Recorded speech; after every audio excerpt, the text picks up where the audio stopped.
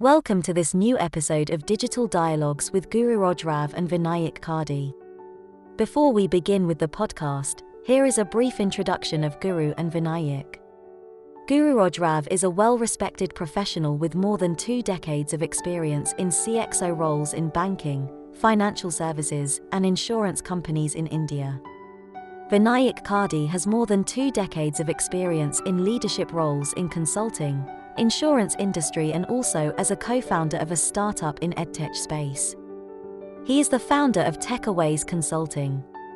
In Digital Dialogs podcast series, Gururaj and Vinayak go beyond jargons and buzzwords in the digital world and bring to the fore the true meanings of these terms. They discuss models, methodologies, technologies, architectures, case studies, and challenges and issues associated with digital initiatives, which can help you as decision maker.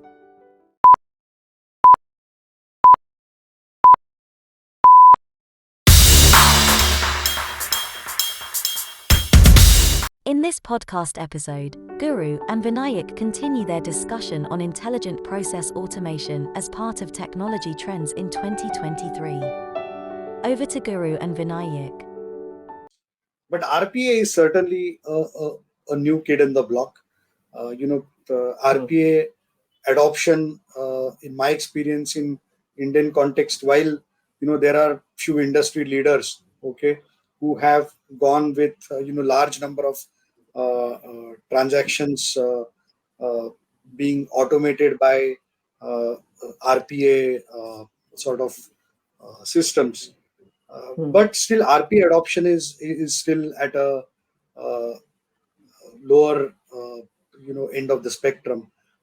Currently, maybe if you look at overall back office and human operations, then maybe 2 or 3% of that overall tasks are RPA enabled. Bulk of the tasks still remain outside the purview of RPA.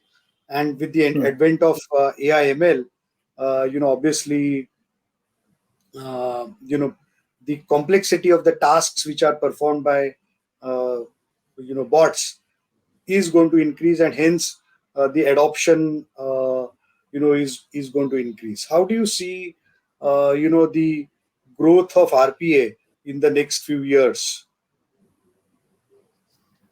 Uh, See, one is that the entire adoption and growth of RPA in terms of the responsibility, in terms of the um, focus, I think is driven by the operations teams themselves, okay, rather than the technology team, because one is that most of the activities happen at the UI layer. The processes are more critical than pure deployment, uh, and hence the as I see it, the operations and the benefits are also directly seen, right? And the demands and the expectations from the operations teams also keeps on increasing. Suddenly they have to send out, say, hundreds and thousands of statements, or some they have to send out, they have to calculate some things, they have to handle a new product with the expectations of some changes, minor changes. So all those things come up, and those are large volumes, which need to be catered to, and hence the RPA plays a significant role in operations today. uh, the important aspect of RPA is that, first of all, the process, the underlying process, the the complete understanding of the process, the documentation of the process, uh, is very critical for the success of any bot. I mean, you can do things faster in a bot, but if the process itself has got too many challenges, then you're not achieving the result that's required. Um, I mean, you can't just expect a vehicle with a powerful engine to do well on a on a poor road, right? So it's necessary for organizations to have very good process, documentation, process understanding, and then deploy the bot. So once you do that, uh, I mean, the results are also immediate. The benefits are immediate. There is better quality, better output in terms of timeliness, in terms of the operational costs, all those things. So I do believe that yes, if the financial organizations get their act together in terms of process mapping and documentation, uh, certainly RPA will add a lot of value. And there should be a positive feedback loop as well, that more and more processes get automated, and then you check the exception outputs, and then improve the process or the bot logic. More processes will get processed by the bots. So it is, um, I mean, it has great potential in the next few years. And I also believe that this is happening because still the processes continue to be human centric. When fully digitized processes are designed, then the integrations will be different. Okay. See, one issue though I see is that organizations are still looking at RPA as a distinct and a different tech than as an integrated component of a larger BPM suite. Okay, Hmm. so when organization look at process automation Hmm. suite, they look at workflow, rule engines, integration tech, etc., etc. But Hmm. somehow recently I saw an RFP, which was completely missing on the RPA element. I mean, of course, Hmm. the context could be different. The organization may have already, you know, an RPA platform in use, within the organization. So it could be possible. But to the best of my knowledge, you know, that organization does not have RPA platform, Hmm. standardized RPA platform. They have used an RPA platform to uh, sort of automate couple of transactions and activities.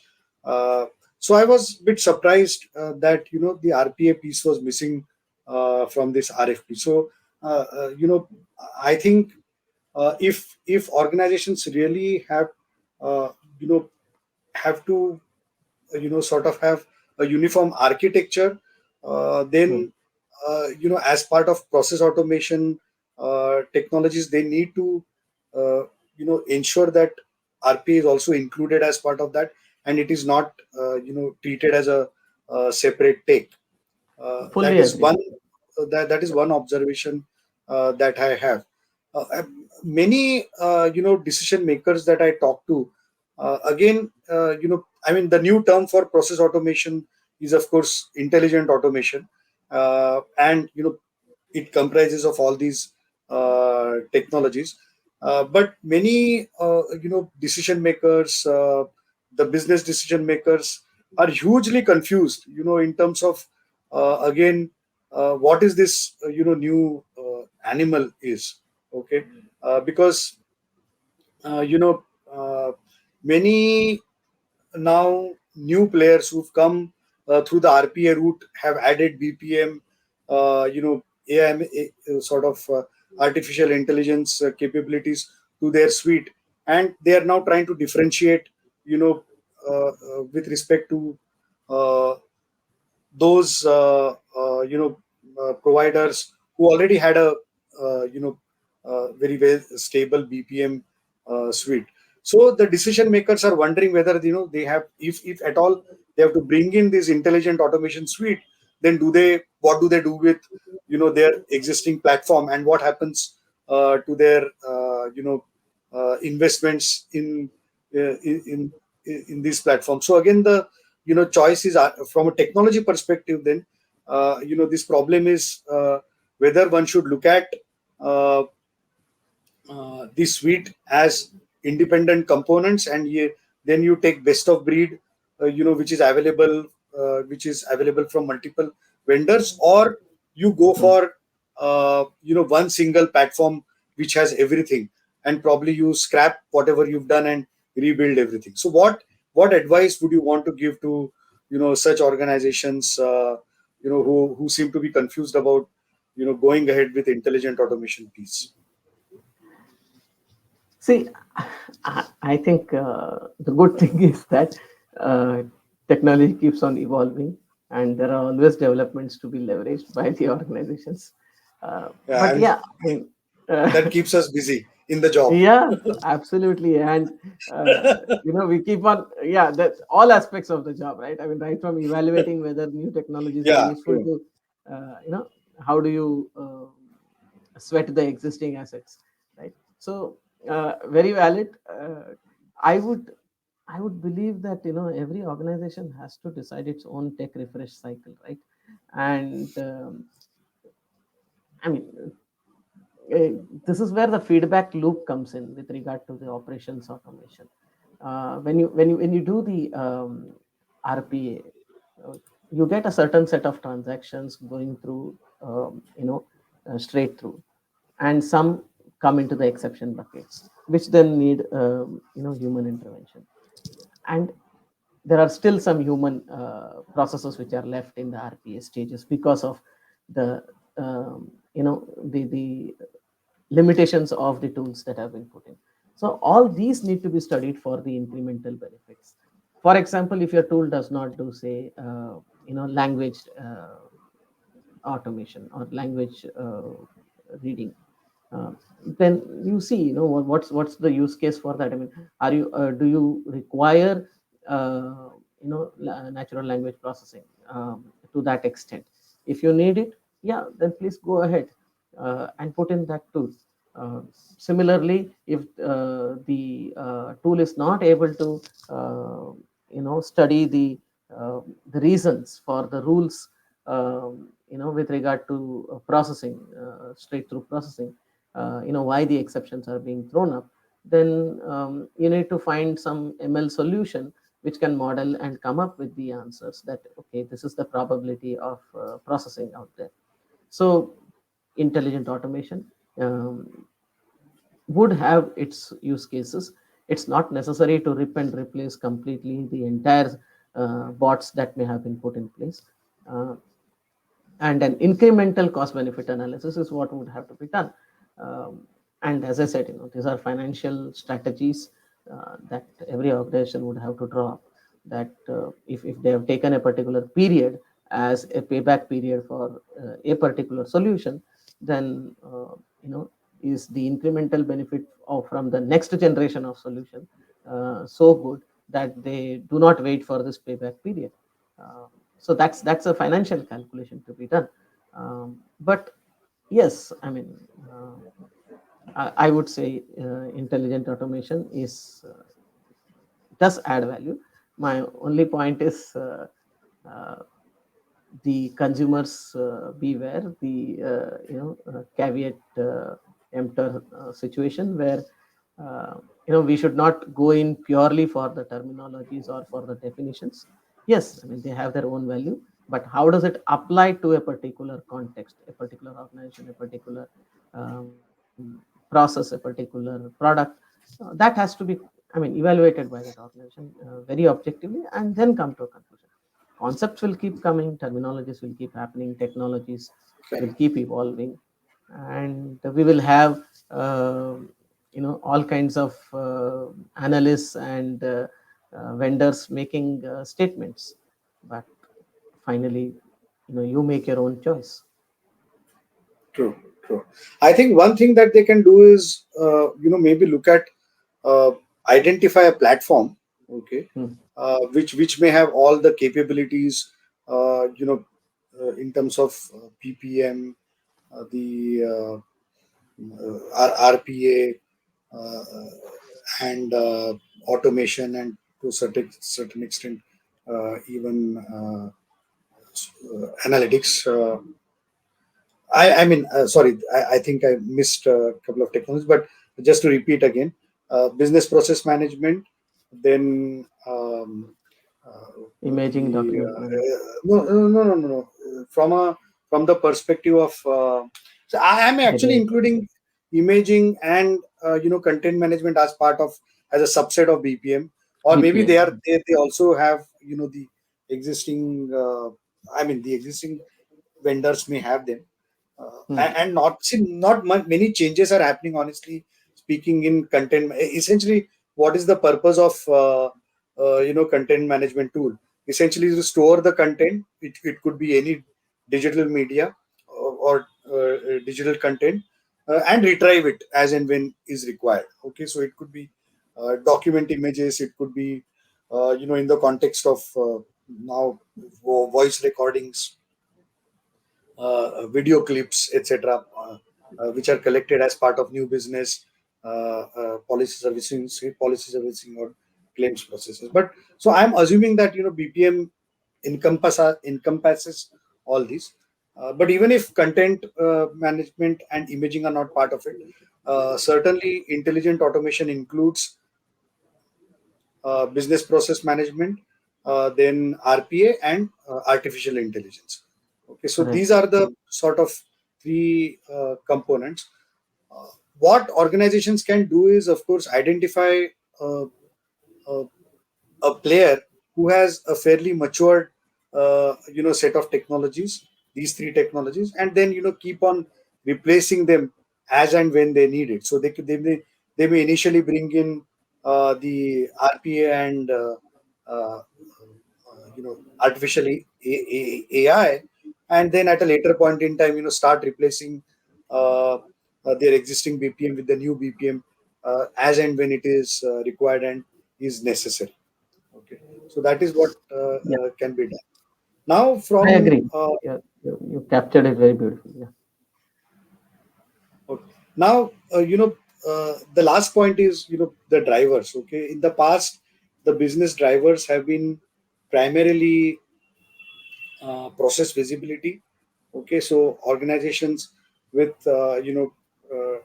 digital transformation of processes, organizations uh, you know could have the visibility on the processes, what are the turnaround times, what is the throughput, etc. And then whenever uh, they were below the benchmark, targeted benchmark, Hmm. then organizations could intervene and sort of make sure that corrective actions were taken. So that was one driver. Productivity was another driver. From a RPA perspective, okay, I've seen that many organizations look at automation of one or two activities and say that, oh, it is not saving enough costs, or it is not adding enough productivity, and Hmm. hence RPA may not be useful. So Hmm. what would be your advice to the companies, particularly when they adopt RPA? See,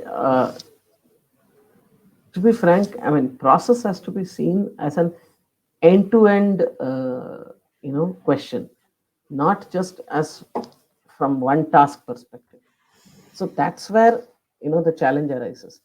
We can automate one task, but before that task and after the task, if we keep the things the same, then obviously the end result with regard to the customer, with regard to the other stakeholders doesn't change, right? I mean, if my process takes say 2 days today, currently, and I automate say issuance or completion of the policy, right? Doesn't matter. I mean, that 90% of the work still continues the same way. 10% I have converted into say 1% in terms of the timeline and accuracy, etc. It doesn't become a huge change, and hence the operations head may not see the benefit completely. That is one. And the second part is, frankly speaking, the operations scope keeps on increasing on a day-to-day basis. There are a lot of ad hoc demands that are coming up in the financial services, at least businesses as I Correct. see it. Every day the customer servicing requirement changes, the processing requirement changes, the controls requirement change, the risk mitigation requirements change. I mean, there's so much that's happening. And so you are seeing that more work is getting generated, but you are not, I mean, the corresponding cost or the corresponding delays are not happening. They are getting controlled by the bots that have been put in. Okay, so the bots are giving benefits to some extent, but when your picture itself is bigger, okay, and this is only a small portion of it, you're obviously not going to see a complete solution, a complete benefit. It is going to be very, very marginal at the moment, because you're measuring something else and you're putting in something else. So to that extent, I believe that people have to be very careful when they try to see whether RPA is successful or not. Otherwise, yes, RPA by itself as a concept, it works, but you have to take an end-to-end process to say that I can measure a benefit. Problem is you are not able to deploy RPA that way, because your processes may not be completely defined. You may have some other challenges with some integrations. Some applications may not be able to run that way. Now, just I'll give you an example. If suppose there is an RPA, okay, available, but if your core system runs only, say, business hours, it runs a batch job of, say, 6 hours, 8 hours, then obviously the RPA cannot run 24/7. True. Okay, it's just one example. It's just one example of that. Okay, so I'm saying that let's identify the bottlenecks with regard to deriving benefits from the RPA and resolve them as well. There's no point in saying RPA works or does not work.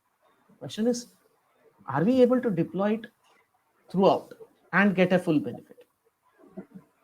True. So RPA is going to be a strategic investment initially. The payback on the initial automation activities may seem to be higher, or but eventually organizations would see the benefit. Yeah, and I do believe that even the benefits in terms of accuracy, timeliness of processes Exactly. are also good ones. Good Okay? I point. mean, Correct. very, So very there are useful some ones for. there are some non-financial parameters which can definitely give an edge to a business.